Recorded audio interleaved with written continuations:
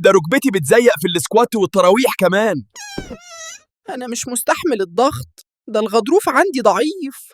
وأنا كمان الوش بقى باهت من الصيام. اهدوا كده، أنا بلزق الجسم. أنا البروتين اللي ماسك الجلد والأوتار والغضاريف. يعني هتقلل ألم الركبة. لو كان تايب 2 هيساعد في صيانة الغضاريف والمفاصل. استنوا بس، أنا شريك النجاح.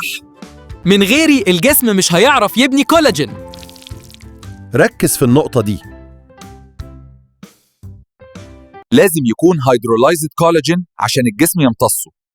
أفضل وقت ليه السحور أو قبل النوم مع فيتامين سي.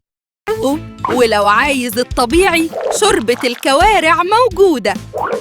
كده جسمنا بقى أقوى. اهتم بجسمك وخليك دايما في توازن.